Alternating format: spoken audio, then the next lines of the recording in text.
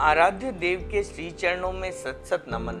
मैं अभिनंदन गादिया सूरत से जैन हिंदी ऑडियो बुक में आपका स्वागत करता हूं। अगर आप इस चैनल पर नए हैं तो इसे सब्सक्राइब कर दीजिए और बेल आइकन प्रेस कर दीजिए, जिससे चैनल के नोटिफिकेशन आपको रेगुलर मिलते रहें।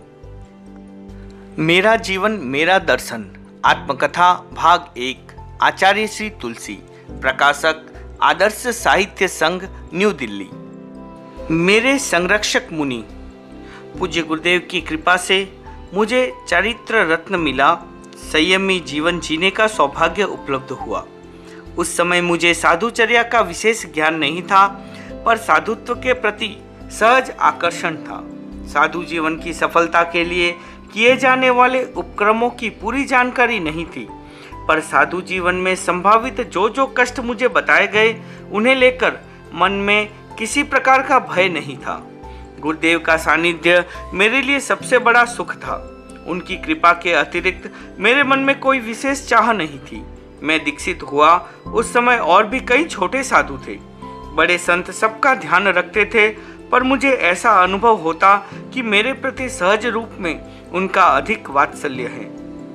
वैसे पूज्य गुरुदेव ने मुझे सिखाने, पढ़ाने और संस्कार देने का दायित्व मुनि कुंदनमल जी जावत को दिया था। मेरे संस्कार निर्माता मुनि कुंदनमल जी अपने समय के अच्छे साधुओं में से एक थे। उनके व्यवहार में वैराग्य झलकता था, उनकी वृत्तियों में अंतर्मुखता थी। वे बहुत विनीत थे, गुरुदेव के इंगित की आराधना करने में सजग थे, छोटे साधुओं को संस्कार देने की कला में निष्णात थे। इसलिए उन वर्षों में नवदीक्षित साधुओं को संभालने का कार्य उन्हीं को सौंपा जाता था। वे नवदीक्षितों की पूरी सेवा मनोयोग से करते थे। दीक्षा के समय में छोटा बालक था, अवस्था में बड़ा होता तो भी साधुचर्या से अनजान ही होता। कोई कितना भी बड़ा हो, विद्वान हो, वयस्क हो, उसे साधु की चर्या बालक की तरह ही सीखनी होती है। कैसे चलना, कैसे बोलना, कैसे खाना, कैसे उत्सर्ग करना, कैसे प्रमार्जन करना, कैसे रजोहरण पकड़ना, कैसे प्रतिलेखन करना, कैसे पछेवड़ी के गांठ देनी, कैसे उपकरणों को संभालना, कैसे प्रतिक्रमण करना, कैसे गुरु वंदन करना, कैसे आलोयना लेनी, कैसे गुरु से बात करनी, कैसे जोली के गांठ देनी, कैसे जोली में पात्रियां डालनी आदि छोटे छोटे कार्यों की विधि का प्रशिक्षण आवश्यक होता है। नवदीक्षित साधु इन कार्यों का संपादन कुशलता के साथ करना सीख सके, इस दृष्टि से उन्हें बड़े साधुओं के संरक्षण में रखा जाता है। संस्कार निर्माण का संबंध जीवन निर्माण के साथ है। दीक्षित होते ही बचपन में जो संस्कार मिलते हैं वे भावी जीवन का आधार बनते हैं। संघीय संस्कारों के पल्लवन हेतु यही समय सर्वाधिक उपयुक्त माना जाता है। सामान्यतः संस्कारों को 4 श्रेणियों में विभाजित किया जा सकता है। साधु जीवन के संस्कार, संघीय जीवन के संस्कार, गुरु के प्रति व्यवहार, सधार्मिक के साथ व्यवहार। साधुओं के संस्कार निर्माण की दृष्टि से न तो कोई व्यवस्थित पाठ्यक्रम था और न कोई प्रशिक्षण का उपक्रम ही निर्धारित था। फिर भी परंपरागत शैली से संस्कार दिए जाते और वे प्राय सहजता से आत्मसात हो जाते। एक दृष्टि से यह परंपरा महत्वपूर्ण है, किंतु तेरापंथ धर्म संघ के लिए बहुत साधारण बात है, क्योंकि यहाँ अनुशासन, समर्पण तथा विनय वात्सल के संस्कार विरासत के रूप में एक पीढ़ी से दूसरे पीढ़ी में सक्रांत होते रहते हैं। मुनि कुंदनमल जी ने साधुत्व के संस्कारों को पुष्ट करने के लिए मुझे महाव्रतों और समितियों गुप्तियों के बारे में विस्तार से समझाया। महाव्रतों की 25 भावना, 52 अनाचार, 20 असमाधि स्थान, 21 सबल, 10विध समाचारी, 10विध श्रमण धर्म आदि खोलकर बताएं। 10वें कालिक सूत्र में साधु जीवन की प्रारंभिक चर्या के संदर्भ में शिष्य गुरु से पूछता है, कहम चरे, कहम चिट्ठे, कह मासे, कहम सय, कहम भुंजंतो, भाषंतो, पावम कमम न बधई। उक्त पद का अर्थ बताने के लिए मुझे यह भी समझाया गया कि जीवन की सब क्रियाओं में जागरूकता रखी जाए तो संयम साधना सफल होती है। अनुकूल प्रतिकूल परिस्थितियों में समता का अभ्यास करने की प्रेरणा भी दी गई। संज्ञ दृष्टि से मुनिश्री ने मुझे लिखत का अर्थ कराया, कुछ मर्यादाएं बताई, व्यवस्थाओं के बारे में जानकारी दी और यह भी कहा कि संघ और संघपति के प्रति समर्पण होना चाहिए। इस विषय में रत्नाधिक साधुओं का आचार और व्यवहार भी मेरे लिए मार्गदर्शक का काम करता रहा। संस्कार निर्माण के सूत्र। गुरुदेव का वात्सल्य मेरे लिए सहज वरदान था। उनके प्रति मेरा व्यवहार कैसा होना चाहिए, इस संदर्भ में मुनि कुंदनमल जी ने समय समय पर अनेक सूत्र दिए। उन सब सूत्रों को संकलित रूप में यहाँ प्रस्तुत किया जा रहा है। गुरु कुछ भी कहे तो हाथ जोड़कर निकट पहुंचकर सुनना चाहिए। गुरु के वचनों को बहुमान देना चाहिए। गुरु के इंगित को समझने तथा दृष्टि की आराधना करने का लक्ष्य रहना चाहिए। कभी रास्ते में गुरु मिल जाए तो बैठकर पंचांग प्रणति पूर्वक वंदना करनी चाहिए। गुरु के आदेश निर्देश को हार्दिक भाव से स्वीकार कर उसकी क्रियान्विति के लिए सजग रहना चाहिए। गुरु जब कभी प्रवास स्थल से बाहर जाए, उनके साथ जाने का लक्ष्य रखना चाहिए। कदाचित साथ न जा सके तो उन्हें कुछ दूर पहुंचाने जाना चाहिए। स्थान पर लौटते समय गुरु के साथ हो तो ठीक, अन्यथा सामने जाने की प्रवृत्ति होनी चाहिए। किसी कारणवश सामने न जा सके तो स्थान में पहुंचते ही वंदना करनी चाहिए। कोई भी ऐसा काम नहीं किया जाए जिससे गुरु अप्रसन्न हो। गुरु का आशीर्वाद सफलता का आधार है। यह मानकर उनका आशीर्वाद पाने के लिए सचेष्ट रहना चाहिए। गुरु के साथ बात करने का प्रसंग हो तो बद्धांजलि सिर झुकाकर की जाए। कभी गुरु अप्रसन्न हो जाए अथवा उनकी दृष्टि में अंतर आ जाए तो उन्हें प्रसन्न कर पुनः कृपा दृष्टि पाने का प्रयास करना चाहिए। गुरु की जैसी दृष्टि हो उसी रूप में काम करना चाहिए। मुनि कुंदनमल जी का चिंतन था कि 1-2 वर्ष छोटे साधुओं को अच्छे ढंग से संभाल लिया जाए तो उनका विकास व्यवस्थित रूप में होता रहता है। साधुओं के पारस्परिक व्यवहार के संदर्भ में उन्होंने मुझे कहा, बड़े साधु रास्ते में मिले तो हाथ जोड़कर मथेन वंदामी बोलना चाहिए। बड़े संत कुछ कहे, कुछ पूछे तो विनयपूर्वक उत्तर देना चाहिए। कोई साधु गलती बताए तो तहत कहकर स्वीकार करना चाहिए। प्रतिदिन प्रतिक्रमण के बाद बड़े साधुओं को वंदन करना हमारी विनय की परंपरा है। छोटे साधुओं के प्रति भी हमारा व्यवहार शालीनता पूर्वक होना चाहिए। असाधारण कलाकार। मुनि कुंदनमल जी और मुनि चौथमल जी दोनों संसार पक्ष में सगे भाई थे। वे जावद मालवा के रहने वाले थे। 7वें आचार्य श्री डालगणी द्वारा दीक्षित थे। मुनि कुंदनमल जी की गति सहज रूप में तेज थी। उसके लिए हिरण चाल शब्द का प्रयोग किया जाता था। वे कलाकार थे। सिलाई, रंगाई, चित्रकला, लिपि कला आदि अनेक कलाओं में निष्णांत थे। मुनि कुंदनमल जी की लिपि कला अद्वितीय थी। उनकी तरह कलात्मक ढंग से लिखने वाला कोई दूसरा साधु उस समय नहीं था। वे दिन में काफी समय लिखते थे। कभी कभी तो सूर्योदय से सूर्यास्त तक उनकी कलम रुकती ही नहीं थी। उनके अक्षर बहुत सुंदर थे। जयाचार्य द्वारा लिखित भगवती की जोड़ को उन्होंने अविकल रूप से लिपिबद्ध किया। कश्मीरी पन्ने, काली स्याही और बरू की कलम यह उनके लेखन की प्रमुख सामग्री थी। उनके द्वारा लिखे गए सैकड़ों पन्ने हमारे धर्म संघ के पुस्तक भंडार में सुरक्षित है। मुनि कुंदनमल जी सूक्ष्म अक्षर लिखने में सिद्ध हस्त थे। उन्होंने चश्मे की सहायता के बिना एक विशेष पन्ना लिखा। 9.5 इंच लंबाई और 4 इंच चौड़ाई वाले उस पन्ने में उन्होंने संपूर्ण उत्तराध्ययन सूत्र और व्यवहार सूत्र की चूलिका लिखकर एक कीर्तिमान स्थापित कर दिया।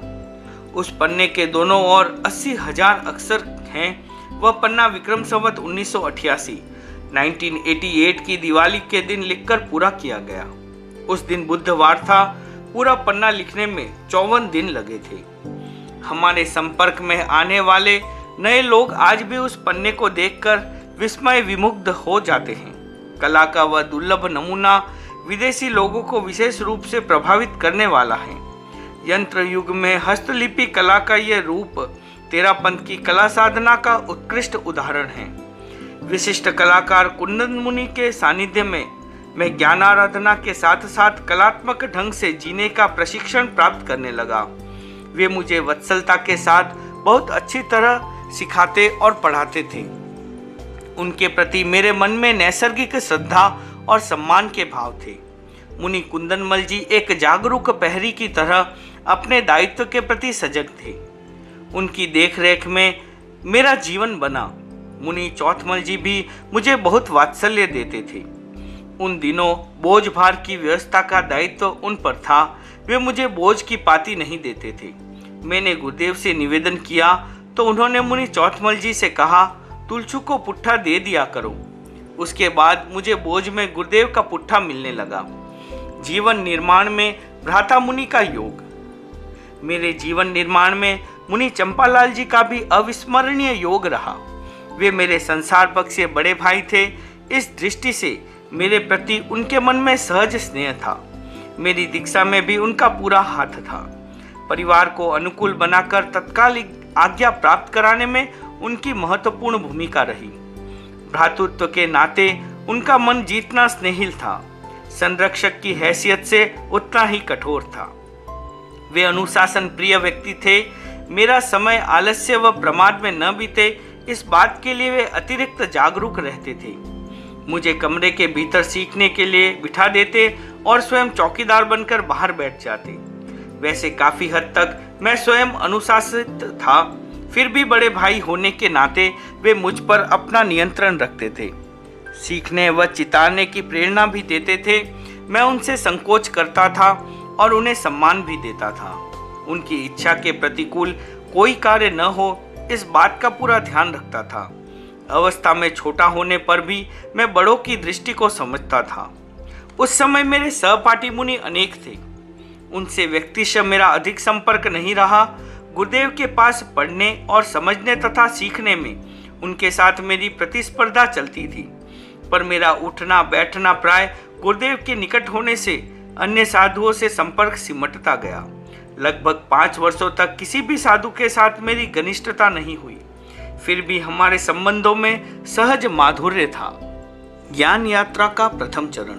पूज्य गुरुदेव मेरे प्रेरणा स्रोत थे। मैंने जो कुछ पाया है उनकी कृपा से पाया है। अनेक साधु साधियों का मेरे प्रति जो आकर्षण बढ़ा, उसका एक कारण गुरुदेव का अनुग्रह था। गुरुदेव अपने दायित्व के प्रति बहुत सजग थे। जिस समय जो काम उनके जिम्मे रहा, उन्होंने पूरी निष्ठा के साथ वह काम किया।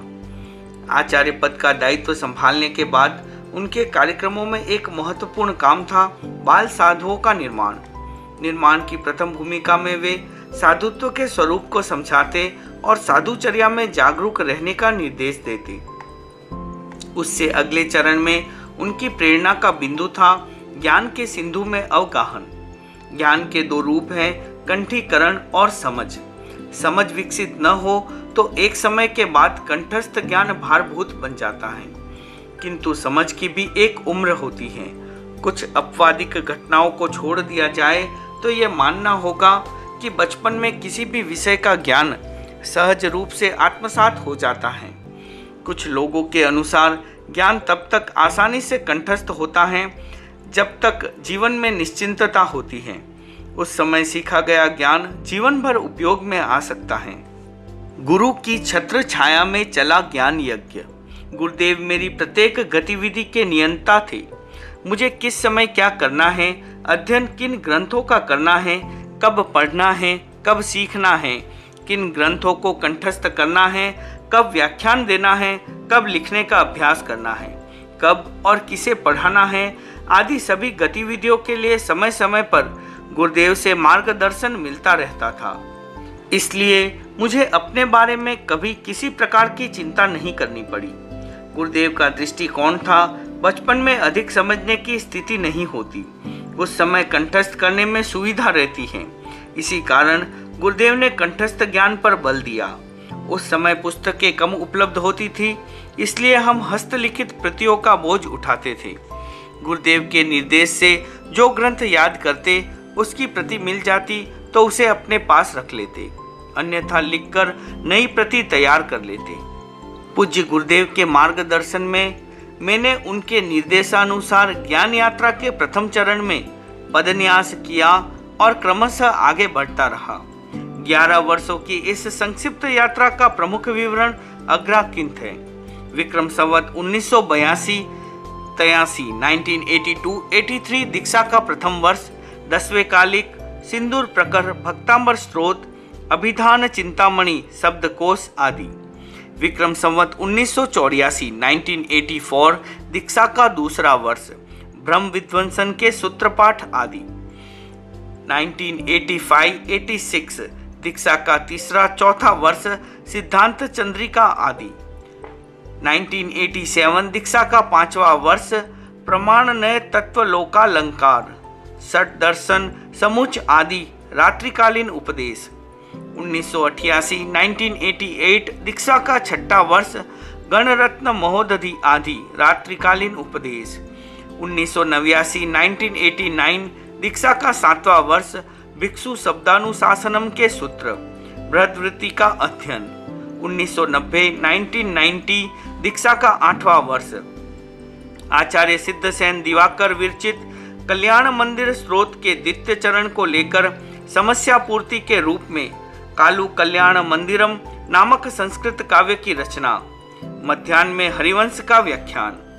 1991 दीक्षा का 9वां वर्ष, ब्रह्म विध्वंसन नियुक्ति सहित शांतिनाथ महाकाव्यम और सदर्शन समुच्चय की हरिभद्र सुरित लिखित टीका का वाचन, कालू कौमुदी का अध्यापन तथा रामचरित्र का कंठीकरण। मध्यकालीन व्याख्यान। 1992 दीक्षा का 10वां वर्ष, हेम शब्दानुशासनम, व्याकरण का 8वां अध्याय, प्राकृत व्याकरण, उठादि पाठ, धातु पाठ आदि। 1993 दीक्षा का 11वां वर्ष, मालव यात्रा में मध्याह्न एवं रात्रि में व्याख्यान, गंगापुर चातुर्मास में सावन महीने से रामचरित्र का वाचन। जब मैं विद्यार्थी था तभी से गुरुदेव ने साधुओं को पढ़ाने का दायित्व मुझे दे दिया। मैंने अनुभव किया कि गुरुदेव जिस व्यक्ति पर विश्वास करते हैं पूरा करते हैं। अध्यापन के मामले में उन्होंने मुझ पर जितना विश्वास किया उससे मैं स्वयं चकित था। मेरे लिए वह सहज रूप में विकास का पथ प्रशस्त करने वाला प्रयोग सिद्ध हुआ। प्रारंभ से ही सिखाने पढ़ाने की आदत निर्मित हो जाने से वह मेरी रुचि का विषय बन गया। कंठस्थ ग्रंथों की सूची। गुरुदेव हम बाल साधुओं को कंठस्थ करने के लिए प्रेरित करते रहते थे। राजस्थान में एक कहावत बहुत प्रचलित है, ज्ञान कंठा दाम अंठा। पैसा पास में हो तो वांछित वस्तु का क्रय किया जा सकता है, इसी प्रकार ज्ञान कंठस्थ हो तो उसका यथेष्ट उपयोग करने में कहीं भी रुकावट नहीं होती। प्राचीन काल में ज्ञान का प्रवाह कंठस्थ परंपरा के आधार पर ही आगे बढ़ता है। महावीर निर्वाण की एक सहस्राब्दी तक जैन आगम कंठस्थ परंपरा से ही सुरक्षित रहे थे।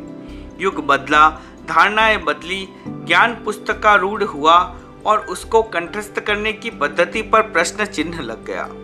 किंतु गुरुदेव इस पर बहुत बल देते थे। इसी कारण आगम, दर्शन, साहित्य, व्याकरण, शब्दकोश, थोकड़े, व्याख्यान आदि कंठाग्र करने में मेरी अभिरुचि बनी रही। मैंने किस वर्ष में विशेष रूप से क्या सीखा वह कालक्रम से संक्षेप में अंकित किया गया है, पर अपने विद्यार्थी जीवन के 11 वर्षों में लगभग 20,000 श्लोक परिमित ग्रंथ याद करवाकर गुरुदेव ने मुझ पर असीम उपकार किया। कंप्यूटर और कैलकुलेटर के युग में नई पीढ़ी के साधु साध्वियों को सीखने और नियमित स्वाध्याय की प्रेरणा मिले, इस दृष्टि से मेरे द्वारा कंठस्थ किए गए ग्रंथों की सूची यहाँ दी जा रही है। तात्विक ग्रंथ 25 बोल, 13 द्वार, लघु दंडक, अल्पा बोध, काय स्थित, सीझे द्वार, पानारी चर्चा, बास सेठियों, कर्म प्रकृति, संजया, गमा, बंधी शतक, 25 बोलरी चर्चा, 52 बोल, गतागत, नियठा, विरह द्वार, भ्रम विध्वंसन। आगम आवश्यक, नंदी, प्रश्न व्याकरण, संवर द्वार, 10वें कालिक, भ्रत कल्प, उत्तराध्यान, आचारंग। तीसरा चौपी आदि, अनुकंपा की चौपी, व्रताव्रत की चौपी, झीणी चर्चा, चौबीसी, सैकड़ों गीत, विनित अविनित की चौपी, चतुर्विचार की ढाल, सील की नवबाढ़, आराधना। चौथा व्याख्यान आदि, रामचरित, आषाढ़ मुनि, कथा प्रबंध के आख्यान, मुनिपद, आषाढ़ भूति, औपदेशिक, ढाला, कीचक, मोहजीत भाषा के श्लोक। 5 संस्कृत ग्रंथ, स्त्रोत, काव्य आदि। भक्तांबर स्तोत्रम, सिंदूर प्रकर, वैराग्य शतकम, कल्याण मंदिर स्तोत्रम, शांत सुधारस भावना, रत्नाकर जंत विशंति, नीति शतकम। दार्शनिक ग्रंथ, अन्य योग व्यवेच्छादिका, तत्वार्थ सूत्रम, प्रमाण नय तत्व लोकालंकार, अयोग व्यच्छेदिका, षट दर्शन समुच्च, व्याकरण शब्दकोश आदि, धातु पाठ, उणादि पाठ, बोध चंद्रिका, सिद्धांत चंद्रिका, गणरत्न महोदधि, भिक्षु शब्दानुशासनम, हेम शब्दानुशासन का 8वां अध्याय, अभिधान चिंतामणि, लिंगानुशासनम, काव्यानुशासनम, वृत्त रत्नाकर। उपयुक्त सूची काफी लंबी है, पर मुझे ये सब ग्रंथ कंठस्थ करने में किसी प्रकार की कठिनाई नहीं हुई। इसे मैं गुरुदेव का अनुग्रह मानता हूँ। दीक्षित होने के बाद मैं मुनि कुंदनमल जी के पास सीखा करता था।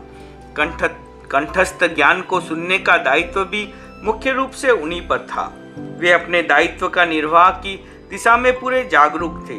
कभी अन्य कार्यों की व्यवस्था होते तो वे मेरा पाठ सुनने के लिए दूसरे साधुओं को तैयार कर देते। कुछ ही वर्षों में मैंने कई आगम याद कर दिए। उन्हें मैं मुनि पृथ्वीराज जी, मुनि डायमल जी तथा अन्य बहिर्विहारी साधुओं को जब वे गुरुकुलवास में आते सुनाता था। थोकड़े उस समय के वृद्ध श्रावकों को सुनाता। उस समय के तत्वज्ञ और जानकार श्रावकों में बालचंद जी सेठिया, मालचंद जी सेठिया, गणपत राम जी आंचलिया, कालूराम जी लोढ़ा, गुलाबचंद जी सावन सुखा आदि के नाम उल्लेखनीय हैं। यद्यपि ये लोग अवस्था में मुझसे काफी बड़े थे, फिर भी अत्यंत विनीत भाव से मेरे थोकड़े सुनते और कहीं गलती रह जाती तो धैर्य के साथ बता देते। साथ ही प्रमुखा कान कुमारी जी शास्त्रों की अच्छी जानकार थी। उनका मेरे प्रति विशेष वात्सल्य था। वे भी समय समय पर सीखने के बारे में पूछताछ करती रहती थी। कंठस्थ ज्ञान को स्थिर रखने के लिए चितारना, प्रत्यावर्तन करना बहुत जरूरी है। इसके लिए पूज्य गुरुदेव की प्रेरणा मुझे निरंतर मिलती रहती। उसी प्रेरणा के फलस्वरूप स्वाध्याय मेरे जीवन का अभिन्न अंग बन गया। स्वाध्याय करते समय होने वाली तन्मयता मेरी चेतना को अंतर्मुखी बना देती है। ज्ञान यात्रा का द्वितीय चरण। कंठस्थ ज्ञान का अपना मूल्य है। अबोध अवस्था में इसका ही मूल्य है, पर जैसे जैसे अवस्था बढ़ती है समझ परिपक्व होने लगती है। अर्थ को समझने की उत्सुकता बढ़ती जाती है। मैंने संस्कृत के कई स्रोत और काव्य याद कर लिए, पर उनका अर्थबोध नहीं हो पाया। उस समय तत्वज्ञ मुनि भीमराज जी आमेर से मेरा संपर्क बढ़ा। उनकी पढ़ाने सिखाने में अच्छी रुचि थी। एक दिन उन्होंने मुझे अपने पास बुलाया और सिंदूर प्रकर का एक श्लोक मुझसे सुना। मेरा उच्चारण शुद्ध था, सीखा हुआ ज्ञान पक्का था, किंतु अर्थबोध की अर्हता विकसित नहीं थी। मुनि भीमराज जी ने मुझे उक्त श्लोक का अनव्यय सिखाया। अनव्यय का अर्थ है कर्ता, कर्म, विशेषण, क्रिया आदि का सम्यक विन्यास। इससे अर्थ समझने में सुविधा हो जाती है। उन्होंने मुझे अनव्यय बताया ही नहीं, याद भी करा दिया। मैं यह बात समझ नहीं पाया कि किसी श्लोक को इस प्रकार तोड़ मोड़ कर याद करने से क्या लाभ होता है। मन में उठी इस जिज्ञासा ने मुझे उलझन में डाल दिया। मैं अपने प्रश्न का समाधान खोजता, इसी बीच उन्होंने एक एक शब्द का अर्थ बताना शुरू कर दिया। लगभग आधा घंटा का समय लगा। उस श्लोक का पूरा अर्थ ध्यान में आ गया। तब मैंने समझा कि मुनि भीमराज जी का वह प्रयत्न कितना उपयोगी था। श्लोक का अर्थबोध होने के बाद मुझे बहुत अधिक प्रसन्नता हुई। उस दिन जो क्रम शुरू हुआ वह कई दिनों तक चलता रहा। सिंदूर प्रकर के उक्त श्लोक का अन्वय और अर्थ मैंने याद किया। वह इस प्रकार है। अपना हित चाहने वाले व्यक्ति को उन्हीं गुरुओं की सेवा करनी चाहिए जो निर्दोष पथ पर चलते हैं और निष्प्रह भाव से अन्य लोगों को भी उस पथ पर चलने के लिए प्रेरित करते हैं, जो स्वयं संसार समुद्र को तैरते हुए दूसरों को भी पार पहुंचाने में समर्थ हैं। उधर पूज्य गुरुदेव को ज्ञात हुआ कि मुनि भीमराज जी मुझे संस्कृत काव्य पढ़ाते हैं। इस जानकारी से उन्हें जो हर्ष हुआ वह अनिर्वचनीय था। गुरुदेव ने अविलंब उन्हें अपने पास बुलाया और इस कार्य के लिए साधुवाद दिया। उनको प्रोत्साहन देने के लिए गुरुदेव ने 51 कल्याणक का पुरस्कार दिया। उसके बाद समय समय पर वे इस विषय में पूछताछ करते और संस्कृत काव्यों के अन्वय एवं अर्थ मुझसे सुनते। अग्रिम वर्षों में उन्होंने तात्विक ज्ञान में भी मेरी अभिरुचि बढ़ाने के लिए बहुत प्रयास किए। मुनि नथमल जी बागोर धर्मसंघ के विद्वान साधुओं में से एक थे। उनका तात्विक ज्ञान भी गंभीर था। उन्होंने मुझे 10वें कालिक सूत्र का अन्वय और अर्थ सिखाया। अर्थबोध का वह क्रम मुझे बहुत रुचिकर लगा। वे भी पूरी लगन और निष्ठा के साथ ज्ञान दान देते थे।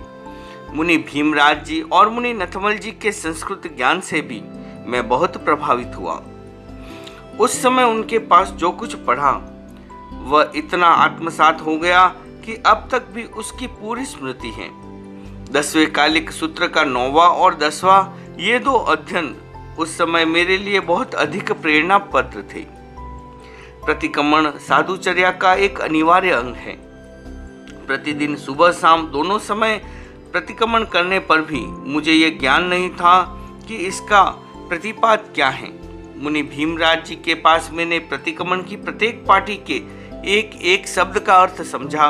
उसके बाद प्रतिक्रमण करने में अपूर्व रसानुभूति होने लगी। मुनि गणेश मल जी गंगाशहर मेरे सहपाठी साधुओं में से एक थे।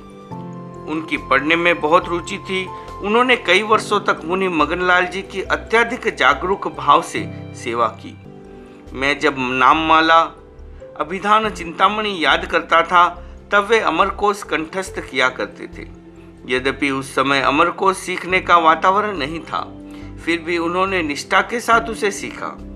उन्होंने 10वें कालिक और आवश्यक सूत्र की संस्कृत छाया भी लिखी। वे बहुत श्रमशील साधु थे। संस्कृत छाया लिखने का काम उन्होंने सबसे पहले शुरू किया। मुनि सोहनलाल जी चुरू ने भक्तांबर, सिंदूर प्रकर आदि काव्यों को लिपिबद्ध किया। उनमें अंक लगाकर अन्वय किया तथा प्रत्येक पंक्ति के ऊपर उसका अर्थ लिख दिया। इस प्रकार वे छोटे छोटे काव्य बहुत उपयोगी बन गए। उन्होंने हेम शब्दानुशासनम की बद्धवृत्ति आदि अनेक ग्रंथ लिखकर भेंट किए। मुनि सोहनलाल जी का लेखन बहुत सुंदर, शुद्ध और साफ सुथरा था। इसी कारण वह दर्शकों के मन को लुभा लेता था। भक्तांबर का मूल नाम आदिनाथ स्तोत्रम तथा सिंदूर प्रकर का मूल नाम स्कुति मुक्तावली है, पर आदि शब्दों के आधार पर इनकी प्रसिद्धि भक्तांबर और सिंदूर प्रकर नाम से अधिक है। ज्ञान यात्रा के दूसरे चरण में मैंने अर्धमागधी प्राकृत भाषा में रचे गए जैन आगमों और संस्कृत भाषा में निबंध काव्यों का अर्थबोध करना शुरू कर दिया। इस यात्रा में मुझे जितनी आनंद अनुभूति हुई उससे अधिक प्रसन्नता पूज्य गुरुदेव को हुई। उनकी प्रसन्नता से मुझे इस दिशा में आगे बढ़ने की सहज प्रेरणा मिली। ओम अरहम।